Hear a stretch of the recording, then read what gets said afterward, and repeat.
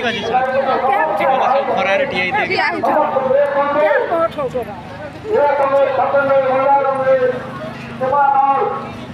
वाणिज्य department एसपीसीएल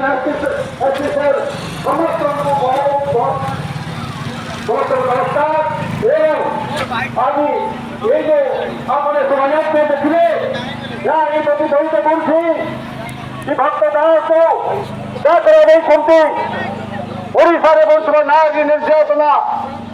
double engine सरकार विरोधे ओडिशा प्रदेश कांग्रेस कमिटी भक्त दास को डाका दिया तार आज सफल प्रतिफलन एटी कहवा जे ये बीजेडी बीजेपी सरकार से मैंने सामने थे 24% करे बीजेडी समय एमपी बहुत बड़ा सहित अन्याय अत्याचार एवं दुर्नीति अवकाश अत्याचार हो चलती एवं आसरा क्षेत्र सरकार को ये गणमाधी को सरकार समय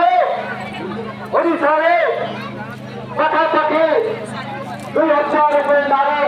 निर्यातना केस रही 8,000 रुपये छोट छोट पिला महिला से बेसी रखती एवं जनक ये